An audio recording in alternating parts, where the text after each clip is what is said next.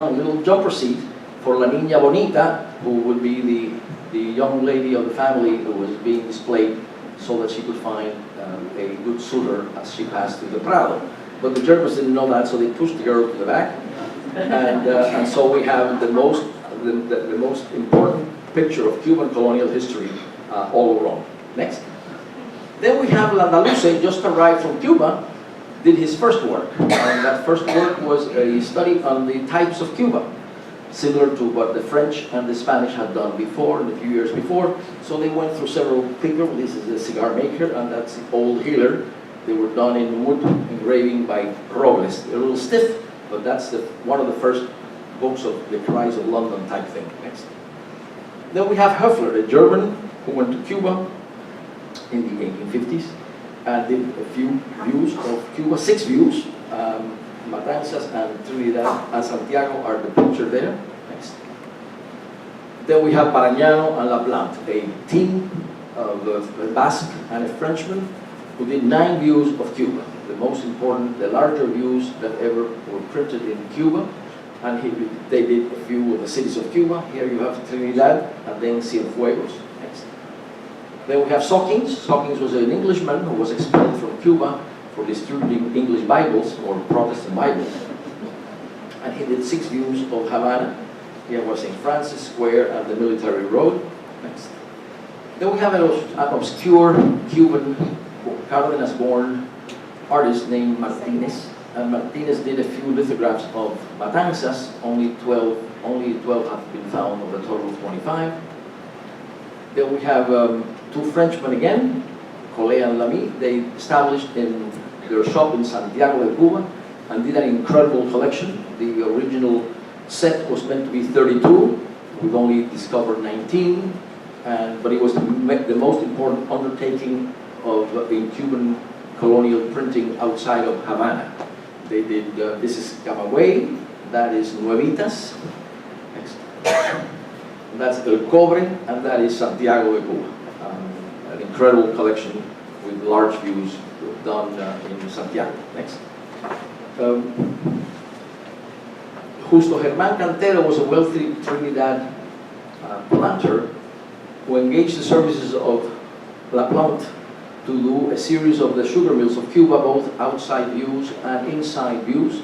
He did 25 of those, and it's the most beautiful book ever printed in Cuba. It was done in Havana in the French lithograph of Marquier, and it's a masterpiece of Cuban printing of the 19th century, the most important 19th century book in Cuban history. Next. And finally, we end where the next people will take over, which is Landaluz. Landaluz, who had done in 52 these wood engravings depicting the types of Cuba, went again to the same subject in 1881. This time he decided that the technique was going to be different. He engaged the services of Mr. Caveira, a Portuguese living in Cuba, who specialized in the art of phototipia, which is a new technique in which you print a view in a glass painting, and through the glass painting you do then the printing. And then he did the Tipos y Costumbres book, and then you have the billetero, the lottery ticket seller, and el calecero, usually the house slave would carry the books. And although the book is with this phototipia technique, he had one chromolithograph at the starting of the book, next, which is the famous Negros Curros, probably one of the most famous images of the history of Cuba ever printed. And interestingly enough, and I leave that for the scholars, in the right-hand side there's a little name there, a guy named A. Galiz.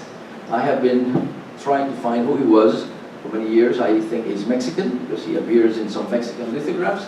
No one has ever found much about him.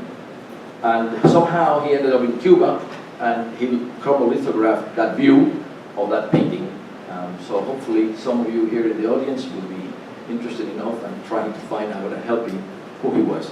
So these 15 projects ended up showing to us and to the world who Cuba was. We have a corpus of 349 prints. Notice several things. One, with 2 little exceptions, no one was Cuban. No artist was Cuban. Either French or German, or Spanish, or English. And second, none of these prints were made in Spain or Barcelona, in Madrid or Barcelona. So those are foods for thought, and prints is how the world got to know us. These images were copied by the Illustrated Press in Boston, in New York, in Madrid, in Italy, in Turin, in France, and everywhere else. And the world got to know Cuba through the images. This is our first national identity construction of how we looked, and the world knew us through the prints. Thank you very much.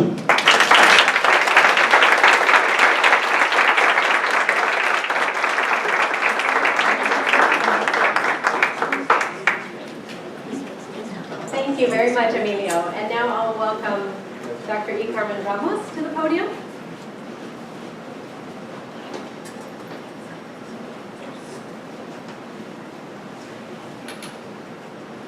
Good morning, everyone.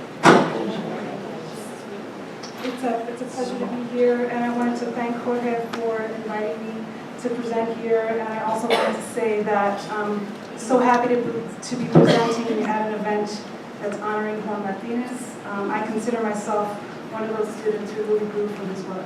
So it really means a lot for me to be here. So, let's deal with it. This is not made for short people. Okay. So it's a pleasure to present a paper about Victor Patricio Landaluce, the important and iconic Spanish artist working in 19th century Cuba, who we see here in a portrait from the 1870s. And his work essentially forms the starting point of the Paris collection of Cuban art held by the Faust Art Museum. This untitled painting from the mid-1870s is drawn from a productive period in his artistic life, when he retires to the town of Barabacoa, not far from Havana, and begins to paint extensively, focusing in large part on Afro-Cuban subjects, like the one seen here. This painting encapsulates facets of Landaluce's production that many audiences have come to appreciate, namely his realist style that records the daily life customs and scenes of 19th century Cuba. In many ways, this painting is both a street scene and a still life, as it captures the tropical bounty of the Caribbean nation. Landaluce's name has become synonymous with the idea of Cuban art, to the extent that, despite his Spanish background, Cuban scholars in the 20th century referred to him as the most Cuban painter of his time. My paper will offer a slightly, not dramatically, different interpretation of Landaluce's work. For while Landaluce's paintings captured aspects of daily life, his political caricatures published in journals like Don Junipero were clearly overt indictments of Cuban reform and independence movements that prevailed during the second half of the 19th century. As a result, much of the literature about his art remains either fixed on the paradox of a Spanish loyalist artist whose work has become emblematic of Cuban culture, or divorces Landaluce's costumbrismo from his political satire. As an art historian interested in the politics of art, my goal has always been to return Landaluce's work to the historical context in which it was born. This context was especially charged as Landaluce actively defended Spanish colonialism as a member of Los Voluntarios, the Spanish volunteer military force on the island. During the course of his 39-year career as an image maker, he visually referenced the ebbs and flows of Cuban politics, from the rise and fall of annexationism, the development of Creole reformist agendas, the unleashing of Cuba's first major insurrection in support of independence, the 10 Years' War, and the gradual abolition of slavery, completed just 3 years before his death.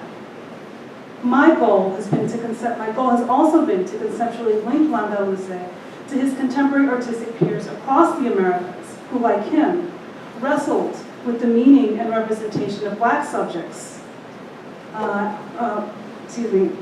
as their respective regimes moved toward integrating former slaves and free people of color into society. My research has found that Landaluce's caricature and paintings served as charged stage sets performing the tensions of his time. Far from picture windows into the past, Landaluce's works, especially those produced during the 10 Years' War, between 1868 and 1878, represent two sides of the same coin. On the one hand, his wartime caricature characterized the insurgency as racialized barbarism, which Spain argued would take over the whole island if the insurrection was successful. On the other, Landaluce's paintings, while ostensibly about Cuban customs, depict the island under Spanish rule as a place where slaves continue to live and labor peacefully. My intent is to show that Landaluce's caricature and paintings evince and deny a racial and colonial world in transition. In Cuba, these transitional times began in the shadow of the Haitian Revolution. Ever since this seismic event, elite residents of Cuba lived under the fear of a potential race war, or so-called Africanization, which Spaniards argued could only be avoided by their continued colonial leadership. Ooh, excuse me. Oh, sorry. Yet, Cuba's first major anti-colonial war was not instigated by rebelling slaves, but rather first led by white Creole leaders like Carlos Manuel de Céspedes, based on the eastern, less industrialized part of the island. From the start, Céspedes and his supporters publicly supported abolition, and some insurgent leaders freed their slaves if they joined the insurgency. By 1871, the insurgent leadership supported complete emancipation and increasingly projected a rhetoric of racial equality as the goal of an independent Cuba. This radical challenge to the racial status quo of a colonial society was gradual and fought with significant tensions within the insurgency itself. Nonetheless, in theory and sometimes in practice, the insurrection and its aftermath brought forth new possibilities for Afro-Cubans in Cuban society. From the start of the 10 Years' War, Landaluce's caricature undermined these social changes by visualizing old Africanization arguments that equated Cuban independence with race war. Landaluce achieved this feat by staging a kind of scene of miscegenation, or mixing references to the insurrection with others that signify Afro-Cuban culture. This caricature, published in October 1869, Landaluce portrayed the President of the Republic at arms and his supporters celebrating in the manner of Afro-Cuban cabildos, shirtless and donning a feather headdress, rocking a hoop skirt, and shaking a pair of rattles. Céspedes presides over a barbaric Epiphany celebration where drunkenness, bestiality, and miscegenation prevail. Numerous caricatures would follow, including some that portray masqueraded and drunken insurgents, differentially referring to President Céspedes as a slave with a master, and many that envision the threat of insurgency by way of allegory. In one example, Landaluce personifies Cuba as a young, perhaps Native American maiden who pleads to Spain to stop the spread of blackness overcoming her body. The darkness that consumes her not only transforms her skin from light to dark, but also her hair and behavioral disposition.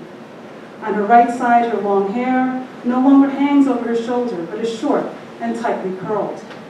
On the darker side, her earrings, armlet, and bare shoulder call attention to her body and its sexual receptiveness, further implied by the open palm of her hand. The text beneath her also undergoes transformation. The phrase Isla de Cuba, rendered in narrow bubble letters, is gradually filled in with the color black. These visual cues suggest that unless Spain intervened, political and racial disorder would follow. To fully grasp the force of these images, we must also understand that Landaluce's caricatures circulated within an expansive field of visual culture that pictured Spaniards as bearers of order and civilization and keepers of a traditional racial hierarchy. The journal La Ilustración Española y Americana was especially devoted to this type of peninsular propaganda, presented under the guise of news. Countless stories and images juxtapose barbarous visions of unsightly insurrectionists living in the wild with images of Spaniards commanding disciplined troops or saving white Creole families displaced from their destroyed plantation homes. Landaluce's paintings should not be understood as distinct from his political satire, but subtle and powerful companions that advanced his colonialist politics. Given that the 10 Years' War first broke out on Céspedes' sugar mill, La de Majagua, it is surprising that Landaluce's plantation scene, Corte de Caña, painted in the midst of the insurrection in 1874, has never been discussed in relation to the war. Not only does the painting represent a location intimately tied to the birth of the insurrection, it also portrays actively laboring slaves at a time when emancipation was the leading issue that led to war. Like Landaluce's other costumbrista works, Corte de Caña captures familiar aspects and personages of Cuban colonial life. The scene takes place under a bright blue sky in a verdant tropical landscape. In the far distance, one finds sugar mill buildings with smokestacks that are echoed by iconic palm trees. In the foreground and midground are a wide range of figures involved in sugar cultivation. Toward the right, a mayoral, or overseer, is distinguished by his black cape and superior vantage point, sitting astride on a horse. His Afro-Cuban contramayorales, or assistants, also wear or stand near black capes. The mayoral holds a whip in his hand and actively directs the labor of male and female slaves that surround him. To his right and left, various groups of slaves hold harvested cane onto an ox cart or actively use machetes to cut cane under the burning sun. At the center of a composition stands an elderly slave holding a jar of water on her head. Our eyes are drawn to the red dress of the young child standing next to her. This child, along with the elderly woman, are the only two Afro-Cubans not directly involved in the cane harvest. This pair represents a common practice on Cuban plantations. Elderly female slaves were devoted to caring for young slave children until they could labor themselves. Behind them and to the right stands a young boy, dressed like the other slaves, who has alternatively begun his labor. Like the enslaved men who surround him, he also holds a machete in his hand. Such scenes of orderly agricultural production gives no indication of the painting's wartime context and begs the question, why did Landaluce choose to depict a productive plantation despite the war? In my estimation, it is this wartime context that lends a political charge to this apparent idyllic scene. The scene's productivity may be accounted for the fact that sugar production in the West actually increased during the war. Landaluce would have been familiar with this fact since he was based in the Western region his entire life in Cuba. Furthermore, Corte de Caña's three active smokestacks suggest an industrialized mill that was more typical in Western Cuba. What is striking about this painting is how its pictorial signifiers work against the new meanings the insurrection projected onto plantation life. As is well known, the insurgency's limited resources meant that participants largely waged a guerrilla war, using everything from machetes to arson. And they were known to torch sugar plantations in an attempt to disrupt the colonial economy. These acts of arson were widely prevalent, known, and often recorded in accounts of the war. Yet Landaluce's plantation is not a burning battlefield, but a productive, stable work site. By prominently including slaves wielding machetes, Landaluce's painting also challenges the use of machetes as armaments in the battlefield. While Landaluce's characters and other manifestations of Spanish visual culture routinely depicted insurrectionists using machetes, in the painting, Landaluce resignifies or returns the machete back to its original agricultural context, negating its wartime purpose. Landaluce, of course, was not the first artist to depict the plantation as a powerful institution that shaped Cuban life. Frederic Miale and Edouard Laplante, two French artists that lived temporarily in Cuba, created many lithographs depicting Cuba's plantations as stable and prosperous enterprises. Some of Miale's images from the 1840s focused on specific aspects of sugar cultivation process, like grinding cane. LaPlante's 1857 lavish book, Los Ingenios de Cuba, juxtaposed views of Western plantations with detailed productivity profiles. LaPlante's panoramic portrayals render slaves so minutely that they appear as black specks in the landscape, almost imperceptible within the vast scene. His bird-eyes perspective and accompanied productivity snapshot sought to offer a thorough view of each plantation and essentially functioned as estate portraits. It is the plantation itself, its inner workings, its monumental size, and by implication, its economic value, that is the focus of Miale and LaPlante's works. Landaluce flips this equation, and slave labor itself becomes the main subject of his painting. This is implied not only by the slave's prominent placement in the foreground, but also by the title of the painting. While corte de caña is often translated as the cane harvest, the word more commonly used in Cuba to describe the harvest was zafra. The zafra lasted from winter to early spring and encompassed several steps: cutting, collecting, grinding, extracting, and boiling cane, followed by the packaging of processed cane for sale and transport. Landaluce's painting focuses on the first two steps, the cutting and collection of cane.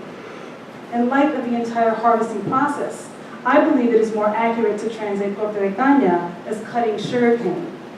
This choice of wording, coupled with the prominent placement of figures in the painting, suggests that Landaluce's subject was the slave labor that made the harvest possible. If we take the subject of the painting to be slave labor, then here too, Landaluce's imagery stands apart from the preceding works in the genre.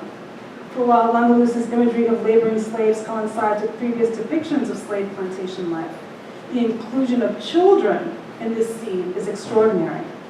In this case, Landaluce dialogued with a broader trope of 19th century representations of black subjects. During this time, artists in other slave societies often represented black children as ciphers for the future. Boston-based artist Winslow Homer, a near contemporary of Landaluce, is important in this regard, for over the course of his career, he represented black children in ways that engaged national debates about the potential of former slaves to lead independent and productive lives. Whereas Homer's post-Civil War images of African American children often critiqued the racial status quo, as in this case, where the young girl on the right remains separate from the July 4th of July carnival celebration, mostly enacted by adults. Landaluce uses the same childhood trope to opposite ends. Rather than represent the potential of or desire of Afro-Cubans to move beyond the limitations of slavery, Landaluce's Afro-Cuban children remain bound to the culture of their elders. As has already been noted, the painting depicts a young male child on the right who holds a machete and has already begun his work as an unfree laborer. That he wears an oversized straw hat, also worn by the adult male slaves, implies that despite his youth, his life as a full-fledged slave has begun. Landaluce's composition steers our attention front and center to the young female child and the elderly woman beside her. This is no coincidence, as Landaluce appears to be staging a provocation by highlighting two generations, the past and the future of plantation labor. This juxtaposition is especially noteworthy given that by the time the painting was created in 1874, the categories of child and elderly slave had undergone dramatic transformation. In response to the insurrectionist strategic emancipation of slaves, Spain sought to usurp the moral upper hand by issuing the Moret Law of 1870. Viewed as a preparatory bill for the gradual emancipation of gradual abolition, the law granted freedom to slaves of children born after September 1868 and elderly slaves who reached the age of 60.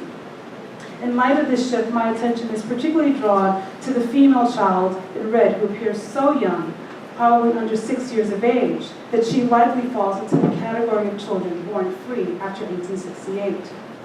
Her inclusion alongside a slave, also freed by the Spanish Act of Gradual Emancipation, directly conjures the two major categories of enslaved workers directly impacted by the Moret Law. At first glance, the female child's vibrant red dress calls her out, highlighting her difference from the slaves that surround her. Her singularity is quickly undermined by the fact that her red dress reverberates with that of a female slave cutting cane in the distance. Like the color-coded black cape of the mayoral and his assistants, we can also read a relationship between the freed child and the female slave, who also wears red. Furthermore, the female child also holds and bends a stalk of cane, as if rehearsing her future manual labor. This implies that, like the young boy to her right, she too is growing into her future role on the plantation. Her status as a freed slave, therefore, does not affect her future labor. In this way, the painting follows the letter of the law, as the Moret Act required that freed children labor for their former masters until adulthood. Therefore, while considered legally free, the young girl is actually provisionally free. In light of Landaluce's nuanced representation of slave labor, Corte de Caña communicates a reassuring image of plantation stability in a time of change. Despite the war and the instigation of gradual emancipation, the painting envisions the dependability of black labor and a traditional racial hierarchy under Spanish rule. How much time I have? I have a little more, but I think I'm going to stop here and get the basic idea. Thank you very much.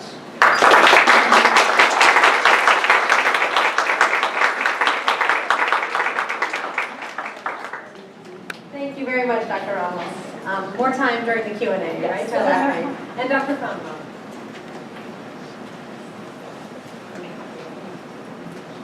Good morning.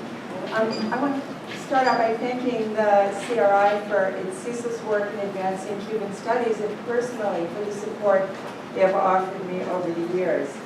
It's such an honor to be here today participating in an event among so many friends, colleagues, and aficionados of this topic. And I want to particularly thank my previous panelists for really setting the stage so beautifully for me.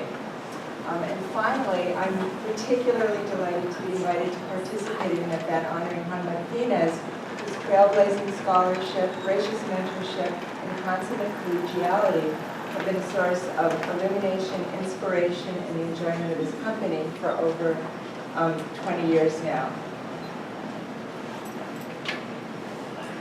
Much like the writing of the nation in 19th century Latin American literature that Doris Samo has so insightfully called foundational fictions, the visual culture, graphics, and fine art of 19th century Cuba established an image of the nation and its sense of self that laid the foundation for national identity ahead of actual nationhood. Here I want to focus on three categories through which the nation is imagined in images produced in this period, or we could say, foundational fictions of places, peoples, and events. The first is seeing the island through the map, landscape, and the built environment. The second, seeing people and identity, especially as viewed through the screen of costumbrismo and the invention of Cuban types. And the third, seeing history, the visual story of the nation that it tells itself. These have produced crucial and enduring codes for understanding and consuming Cuba. From the late colonial through the Republican era, representations of the island, its people, and its history were developed and deployed as a visual language to articulate and shape national identity.